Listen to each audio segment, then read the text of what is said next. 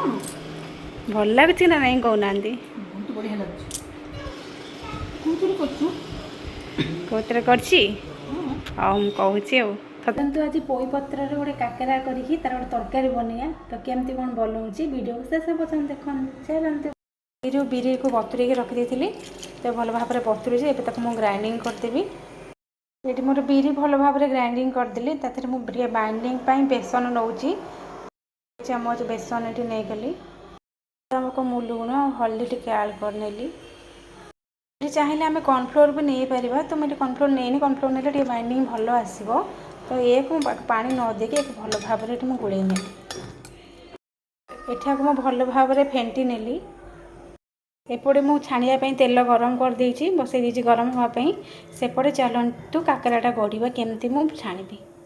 ଏଇଠି ପୋଇପତ୍ର ନେଇଛି। ଏଇ ଯେଉଁ ଆଣଟା ମୁଁ ଏଇଠି ଗ୍ରାଇଣ୍ଡିଙ୍ଗ କରିଥିଲି ତା ମଝିରେ ଏମିତି ଦେଇକି ଯେମିତି ଆମେ କାକରା କରୁ ବା ପୁରୀ ପିଠା କରୁ ତ ସେମିତି ଏଇଭଳିଆ ସେପ୍ରେ ମୁଁ ଏଇଠି ଦେଇଦେବି।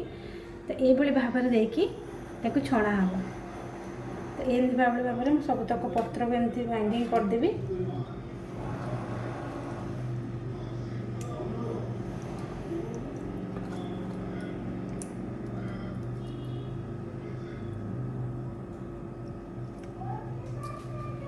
ଏଇଭଳି ଭାବରେ ମୁଁ ଏମିତି ରେଡ଼ି କରିଦେଇଥିଲି। ତ ତାକୁ ଏଠି ମୁଁ ଏଠି ତେଲ କଢ଼େଇରେ ଛାଣି ଏଗୁଡ଼ା ବେଶୀ ହାଇ ଫ୍ଲେମ୍ ନ ରଖି ପୁରା ମିଡ଼ିୟମ୍ ଆଞ୍ଚରେ ଏମିତି ପୁରା ଛାଣିବା। କାହିଁକିନା ଟିକେ ସିଝିବା ପାଇଁ ଟାଇମ୍ ଲାଗିବ। ତ ଏଇଭଳି ଭାବରେ ଏମିତି ଛାଣି ନେବା। ଟିକେ ଗୋଲ୍ଡେନ୍ ବ୍ରାଉନ୍ କଲର୍ ବାଦାମୀ କଲର୍ ହେଇଗଲା ପର୍ଯ୍ୟନ୍ତ ଟିକେ ଏମିତି ଛାଣି ନେବା। ହେଇଗଲାଣି। ଏଠି ମୁଁ କାଢ଼ି ଦେଉଛି। ଏମିତି କରି ସବୁତକ ଛାଣି ନେବି।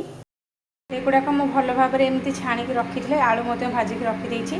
ଏଠି ମସଲାରେ ମୁଁ ନେଇଛି ରସୁଣ, ସୋରିଷ, ଜିରା, କଞ୍ଚା ଲଙ୍କା, ଶୁଖିଲା ଲଙ୍କା ଆଉ ଆମ୍ବୁଲ। ଯେହେତୁ ସୋରିଷ ମସଲା ଦେଇକିନା ମୁଁ କରିବି ତ ଆମ୍ବୁଲଟା ନିହାତି ଭାବରେ ଦରକାର। ତ ଆମ୍ବୁଲ ନ ପଡ଼ିଲେ ଭଲ ଲାଗିବନି। ତ ଏସବୁ ମସଲାକୁ ଗ୍ରାଇଣ୍ଡିଙ୍ଗ କରିଦେବି। ଆମ୍ବୁଲଟା ପରେ ପକାଇବି। ତ ଚାଲନ୍ତୁ କେମିତି ତରକାରୀ କରୁଛି ଦେଖେଇବି।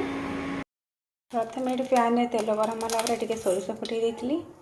ଫୁଟି ଆସିଲା ପରେ ଏଠି ମୁଁ ପିଆଜକୁ ଆଡ଼୍ କରିଥିଲି। ଭାଜିଦେବା। ଟିକେ ହାଲକା ଭାଜି ହେଇଗଲା ପରେ ଏଥିରେ ମୁଁ ପିଆଜ ଭାଜି ହେଇଗଲା ପରେ ଟିକେ କଟା ଟମାଟୋ ମୁଁ ଏଠି ଆଡ଼୍ କରିନେବା। ତାପରେ ଟିକେ ହାଲକା ଭାଜିଦେଲା ପରେ ସେଥିପାଇଁ ମସଲାକୁ ମୁଁ ଆଡ଼୍ କରିନେବି। ମସଲାକୁ ବେଶୀ ନାହିଁ, ବେଶୀ ମସଲାକୁ ହାଲକା ଟିକେ କଷିଗଲା ପରେ ବେସନ କଷିବାନି, ହାଲକା ଟିକେ କଷିଦେବା। ଏଠି ସ୍ୱାଦ ଅନୁସାରେ ଲୁଣ, ଗୁଣ୍ଡ ଭାଜିକି ରଖିଥିବା ସବୁ ଆଳୁକୁ ଏଠି ମୁଁ ଆଡ଼୍ କରିଦେବି। ତାକୁ ଟିକେ ଏଠି ହାଲକା କଷି ନେବା। ତାପରେ ଏଠି ମୁଁ ଏଠି ଗରମ ପାଣି ହିଁ ଆଡ଼୍ କରିବି। ପ୍ରାୟ ତରକାରୀରେ ଗରମ ପାଣି ହିଁ ଦିଏ। ଗରମ ପାଣି ଦେଲେ ତରକାରୀର ଟେଷ୍ଟଟା ଟିକେ ଭଲ ଲାଗେ। ତ ଏଠି ମୁଁ ଗରମ ପାଣି ଏଠି ଆଡ଼୍ କରିବି। ମୋର ଅଧା ଅଧି ଫୁଟି ଆସିଲାଣି। ଏଠି ମୁଁ ଆମ୍ବୁଲ ଆଡ଼୍ କରିଦେଇଥିଲି। ଏଠି ମୋର ଆଳୁ ମଧ୍ୟ ଅଧା ଅଧି ସିଝିଗଲାଣି। ତ ଏଠି ମୁଁ ସବୁତକ ଏବେ ସବୁ ଭାଜିକି ରଖିଥିବା ସେ ଯେଉଁ କାକରା ଗୁଡ଼ିକ ଏଇନା ପକାଇବି।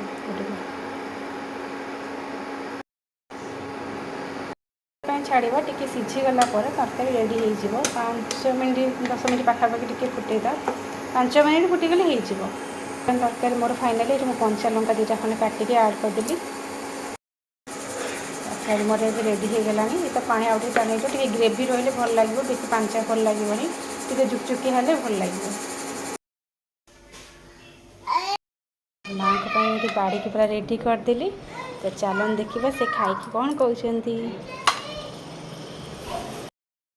ମା କେମିତି ଲାଗୁଛି ତରକାରୀ ଖାଇ କୁହନ୍ତୁ।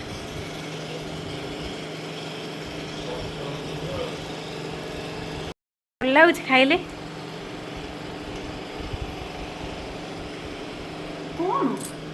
ଭଲ ଲାଗୁଛି ନା ନାଇଁ କହୁନାହାନ୍ତି। ବହୁତ ବଢ଼ିଆ ଲାଗୁଛି। କୋଉଥିରେ କରୁଛୁ? କୋଉଥିରେ କରିଛି? ହଉ ମୁଁ କହୁଛି ଆଉ। ସତରେ ଭଲ ଲାଗୁଛି? ସତରେ ବଢ଼ିଆ ଲାଗୁଛି। ବଢ଼ିଆ ଲାଗୁଛି। ଏମିତି ଲାଗୁଛି ରୋହି ମାଛ ଝୋଳ ଯେମିତି ଲାଗେ ବଢ଼ିଆ ଟେଷ୍ଟି ଲାଗେ। ବଢ଼ିଆ ଟେଷ୍ଟି। ଆପଣମାନେ ମଧ୍ୟ ବନାନ୍ତୁ। କେମିତି ଲାଗିଲା କମେଣ୍ଟ ସେକ୍ସନରେ ଜଣାଇବେ। ଆଉ କେଉଁମାନେ ଆଗରୁ ବି ବନେଇଛନ୍ତି ତ ପ୍ଲିଜ୍ ଆମ କମେଣ୍ଟରେ ଜଣାଇବେ କେମିତି ଲାଗେ। ଆଉ ପ୍ଲିଜ୍ ଆମ ଭିଡ଼ିଓ ଯଦି ଭଲ ଲାଗୁଥାଏ ତାହେଲେ ଟିକେ ବି ଭଲ ଲାଗୁଥାଏ ତାହେଲେ ଆମ ଚ୍ୟାନେଲକୁ ସବସ୍କ୍ରାଇବ୍ କରିବା ପାଇଁ ଜମା ଭୁଲିବେନି। ରହିଲି। ଜୟ ଜଗନ୍ନାଥ। Bye bye.